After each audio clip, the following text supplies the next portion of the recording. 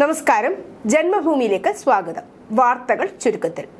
മുതിർന്ന പരിസ്ഥിതി ശാസ്ത്രജ്ഞനും പശ്ചിമഘട്ട സംരക്ഷണ സമിതി ഗാഡ്ഗിൽ കമ്മിറ്റി അധ്യക്ഷനുമായിരുന്ന പ്രൊഫസർ മാധവ ഗാഡ്ഗിൽ അന്തരിച്ചു. 83 വയസ്സായിരുന്നു. പൂനെയിലെ വസതിയിലായിരുന്നു അന്ത്യം. വാർദ്ധക്യ സഹജമായ അസുഖങ്ങളെ തുടർന്ന് ചികിത്സയിലായിരുന്നു അദ്ദേഹം. പശ്ചിമഘട്ട മലനിരകളുടെ സംരക്ഷണത്തിനു വേണ്ടിയുള്ള ഗാഡ്ഗിൽ കമ്മിറ്റി റിപ്പോർട്ട് നിരവധി വിവാദങ്ങൾക്ക് വഴിവെച്ചിരുന്നു. തിരുവനന്തപുരം യൂണിവേഴ്സിറ്റി കോളേജിലെ SFI യൂണിറ്റ് പിരിച്ചുവിട്ടു. ജില്ലാ കമ്മിറ്റി വിളിച്ചു ചേർത്ത പ്രത്യേക യോഗത്തിലാണ് നടപടി. തുടർച്ചയായി സാമ്പത്തിക ക്രമക്കേടുകളും അനാവശ്യ സംഘർഷങ്ങളും ഉണ്ടായതോടെയാണ് നടപടി. നിരന്തരമുള്ള സംഘർഷങ്ങളിലും സംഘടനാ വിരുദ്ധ പ്രവർത്തനങ്ങളിലും പരാതി ഉയർന്നിരുന്നു. സംഘർഷങ്ങളുടെ പേരിൽ തുടർച്ചയായി യൂണിവേഴ്സിറ്റി കോളേജ് പ്രതിക്കൂട്ടിലായിരുന്നു. ശബരിമല ശ്രീകോവിലിലെ ദ്വാരപാലക ശില്പങ്ങളിലെ പാളികൾ സ്വർണം പൂശാൻ 2025 സെപ്റ്റംബറിൽ കൊണ്ടുപോയതിനുള്ള അന്വേഷണം പ്രത്യേക അന്വേഷണ സംഘം ശക്തമാക്കുന്നു. കഴിഞ്ഞ ദിവസം ഹൈക്കോടതിയിൽ SIT കൊടുത്ത റിപ്പോർട്ടിലാണ് ഇതിന്റെ സൂചനകൾ ഉള്ളത്. ശബരിമലയിൽ നടന്ന സ്വർണ്ണക്കൊള്ള റിപ്പോർട്ട് ചെയ്ത സമയത്ത് 2019 നടന്നതു മാത്രം അന്വേഷിക്കാനായിരുന്നു ചുമതലപ്പെടുത്തിയിരുന്നത്. എന്നാൽ ഓരോ 2 ആഴ്ച കൂടിയപ്പോഴും SIT ഹൈക്കോടതിക്ക് നൽകി വന്ന റിപ്പോർട്ടുകളിൽ പുതിയ വിവരങ്ങൾ വന്നതോടെ കേസിന്റെ വ്യാപ്തി കൂടി വന്നു. 4 വിഭാഗങ്ങളായുള്ള അന്വേഷണമായി ഇത് വികസിക്കാൻ ഇടയാക്കിയതും കേസിന്റെ ഈ വൈപുല്യമായിരുന്നു. അങ്ങനെ 4ാമത്തെ വിഭാഗമായിട്ടാണ് കഴിഞ്ഞ വർഷം ദ്വാരപാലക ശില്പങ്ങളിലെ പാളികൾ സ്വർണം പൂശാൻ കൊണ്ടുപോയത് ഉൾപ്പെട്ടത്.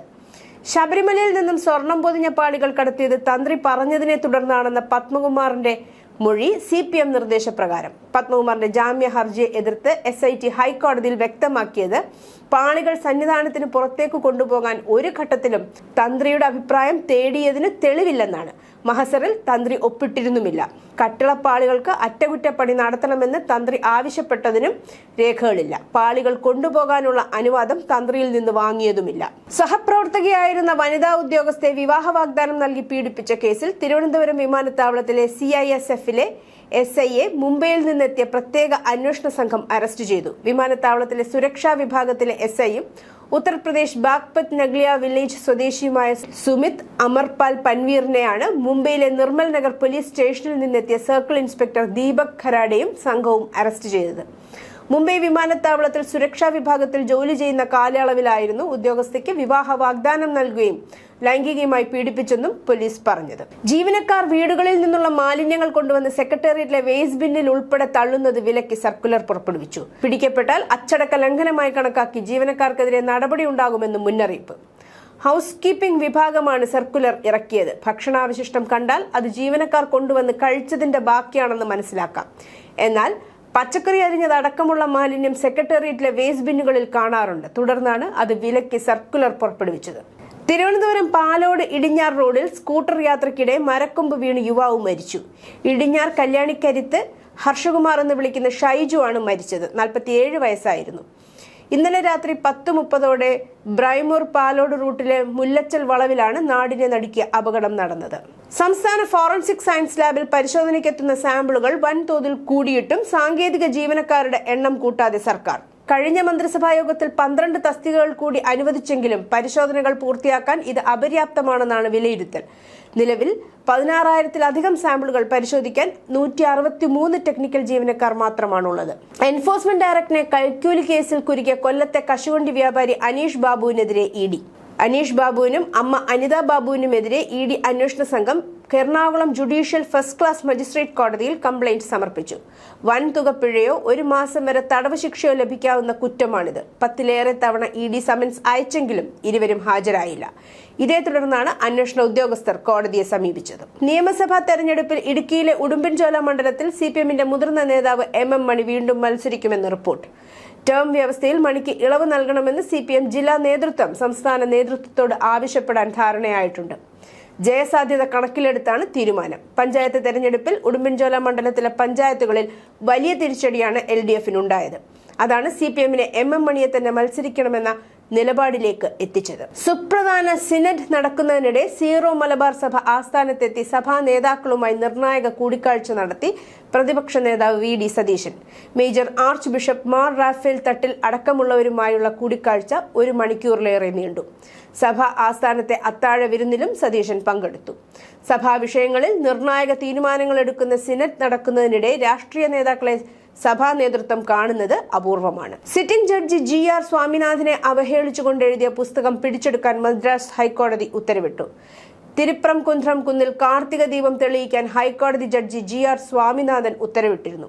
ഇതിനെ തുടർന്ന് കീഴേക്കാടൂർ പബ്ലിഷിംഗ് ഹൗസ് ചെന്നൈ പുസ്തകമേളയിൽ അദ്ദേഹത്തെ വിമർശിക്കുന്ന ഒരു പുസ്തകം പ്രകാശിപ്പിക്കാൻ പദ്ധതിയിട്ടു. BJP ഉൾപ്പെടെയുള്ള പാർട്ടികൾ ഈ നീക്കത്തെ ശക്തമായി എതിർത്തു. ഈ പുസ്തകം നിരോധിക്കണമെന്ന് ആവശ്യപ്പെട്ട് ജഗന്നാഥ് എന്ന അഭിഭാഷകൻ മദ്രാസ് ഹൈക്കോടതിയിൽ ഒരു ഹർജി ഫയൽ ചെയ്തിരുന്നു. പുസ്തകത്തിന്റെ കോപ്പികൾ പിടിച്ചെടുക്കാനും പുസ്തകത്തിന്റെ പ്രസിദ്ധീകരണം നടക്കുന്നില്ലെന്ന് ഉറപ്പാക്കാനും കോടതി നിർദ്ദേശിച്ചിട്ടുണ്ട്. ചെന്നൈ പുസ്തകമേളയിലടക്കം ഇത് പ്രദർശിപ്പിക്കുകയോ വിൽക്കുകയോ ചെയ്യില്ലെന്ന് ഉറപ്പാക്കാനും കോടതി പോലീസിന് നിർദ്ദേശം നൽകി. ഓൺലൈൻ വഴി പോലും പുസ്തകം പൊതുസമൂഹത്തിലേക്ക് എത്തുന്നില്ലെന്ന് ഉറപ്പാക്കണമെന്നും കോടതി നിർദ്ദേശിച്ചിട്ടുണ്ട്.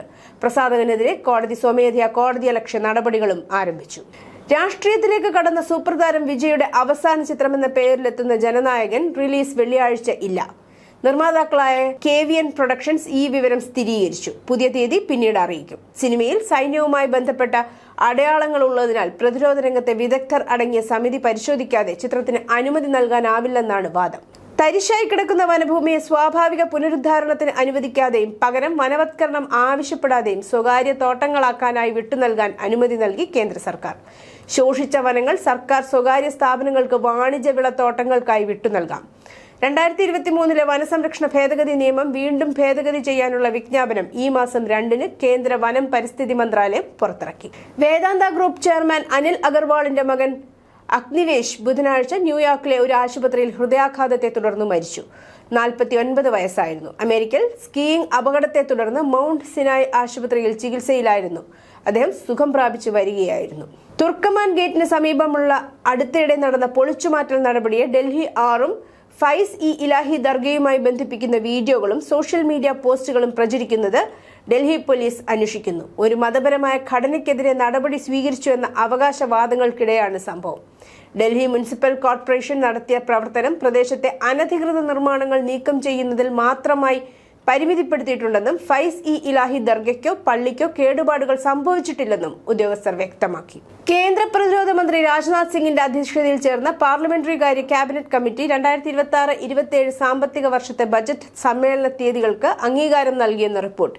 ഇതനുസരിച്ച് ധനമന്ത്രി നിർമ്മല സീതാരാമൻ ഫെബ്രുവരി 1 ഞായറാഴ്ച കേന്ദ്ര ബജറ്റ് അവതരിപ്പിക്കും. അടുത്ത കാലത്തൊന്നും ഒരു ഞായറാഴ്ചയും കേന്ദ്ര ബജറ്റ് അവതരിപ്പിച്ചിട്ടില്ല. ബഹിരാകാശത്ത് നിന്ന് ഭൂമിയുടെ അന്തരീക്ഷത്തിലേക്ക് എത്തുന്ന അപകടകരമായ പൊടിപടലങ്ങളെ കണ്ടെത്തി ISRO ഭൂമിയിൽ ഓരോ 1000 സെക്കൻഡിലും ആക്രമിക്കുന്ന ഒരു കോസ്മിക് അധിനിവേശക്കാരൻ എന്നാണ് ബഹിരാകാശ ഏജൻസി ഈ കണങ്ങളെ വിശേഷിപ്പിക്കുന്നത്. 2024 ജനുവരിയിൽ വിക്ഷേപിച്ച PSLV ഓർബിറ്റൽ എക്സ്പെരിമെന്റ് മോഡ്യൂളിന്റെ ഭാഗമായ ഡസ്റ്റ് എക്സ്പെരിമെന്റ് ആണ് ഭാരത ബഹിരാകാശ മേഖലയിൽ സുപ്രധാന നാഴികക്കല്ലായ ഈ നിർണായക കണ്ടെത്തൽ നടത്തിയത്. പിന്തുടരലിന് ശേഷം അറ്റ്ലാന്റിക് സമുദ്രത്തിൽ റഷ്യയുടെ പതാക വഹിച്ച എണ്ണ ടാങ്കർ US സേന പിടിച്ചെടുത്തു. 2 ആഴ്ചയിലേറെയായി കപ്പൽ പിന്തുടർന്നതിന് ശേഷം വടക്കൻ കടലിൽ വെച്ച് റഷ്യയുടെ പതാകയുള്ള എണ്ണ ടാങ്കറായ മരിനീര അമേരിക്ക പിടിച്ചെടുത്തു. നാവികസേനയെ അകമ്പടി സേവിച്ച് കപ്പലിനെ സംരക്ഷിക്കാൻ മോസ്കോ ശ്രമിച്ചുവെന്ന റിപ്പോർട്ടുകൾക്കിടെയാണ് ഈ നീക്കം. പിടിച്ചെടുത്ത എണ്ണ ടാങ്കറിലെ റഷ്യൻ പൗരന്മാരോട് മാനുഷികവും മാന്യവുമായ പെരുമാറ്റം ഉറപ്പാക്കാനും അവരുടെ അവകാശങ്ങളെയും താൽപര്യങ്ങളെയും ബഹുമാനിക്കാനും റഷ്യയുടെ വിദേശകാര്യ മന്ത്രാലയം സ്റ്റേറ്റ് ന്യൂസ് ഏജൻസിയായ ടാൻസിൻ പുറത്തിറക്കിയ പ്രസ്താവനയിൽ അമേരിക്കയോട് ആവശ്യപ്പെട്ടു. ഗ്രീൻലാൻഡിന്മേൽ നിയന്ത്രണം വേണമെന്ന അമേരിക്കയുടെ പുതുക്കിയ നിർബന്ധത്തെ തുടർന്ന് ഡെൻമാർക്കിനെ പിന്തുണയ്ക്കാൻ 6 യൂറോപ്യൻ സഖ്യകക്ഷികൾ അണിനിരന്നു. ഗ്രീൻലാൻഡ് അവിടുത്തെ ജനങ്ങളുടേതാണ്. ഡെൻമാർക്കും ഗ്രീൻലാൻഡും മാത്രമേ അവരുടെ ബന്ധങ്ങളുമായി ബന്ധപ്പെട്ട കാര്യങ്ങളിൽ തീരുമാനമെടുക്കാൻ കഴിയൂ. UK, France, Germany, Italy, Poland, Spain, Denmark എന്നീ രാജ്യങ്ങളിലെ നേതാക്കൾ സംയുക്ത പ്രസ്താവനയിൽ വ്യക്തമാക്കി. ട്രംപ് ഭരണകൂടം US ഒരു നഗരത്തിൽ നടത്തിയ ഏറ്റവും പുതിയ കുടിയേറ്റ നിയന്ത്രണ നടപടിക്കെതിരെ ബുധനാഴ്ച ഒരു ഇമിഗ്രേഷൻ ആൻഡ് കസ്റ്റം എൻഫോഴ്സ്മെന്റ് ഉദ്യോഗസ്ഥൻ മിനിയപ്പോളിസിൽ വാഹനമോടിക്കുന്ന ആളെ വെടിവെച്ചു കൊന്നു. സ്വന്തം പ്രതിരോധ നടപടിയാണെന്ന് ഫെഡറൽ ഉദ്യോഗസ്ഥർ അവകാശപ്പെട്ടെങ്കിലും മേയർ അതിനെ അശ്രദ്ധവും അനാവശ്യവുമാണെന്ന് വിശേഷിപ്പിച്ചു. പാകിസ്ഥാനിൽ നിന്ന് JF-17 യുദ്ധവിമാനം ഉൾപ്പെടെ വാങ്ങാൻ ബംഗ്ലാദേശ് താൽപര്യം അറിയിച്ചു. ചൈനയും പാകിസ്ഥാനും ചേർന്ന് നിർമ്മിക്കുന്ന ഒറ്റ എഞ്ചിൻ പോർവിമാനമാണ് JF-17. ബംഗ്ലാദേശ് വ്യോമസേനാ മേധാവി air chief marshal Hasan Mahmud ഖാനും പാക് വ്യോമസേനാ മേധാവി സഹീർ അഹമ്മദ് ബാബർ സിദ്ദുവും തമ്മിൽ നടത്തിയ കൂടിക്കാഴ്ചയിലാണ് ഇത് സംബന്ധിച്ച ധാരണയായത്. News desk Janmabhumi.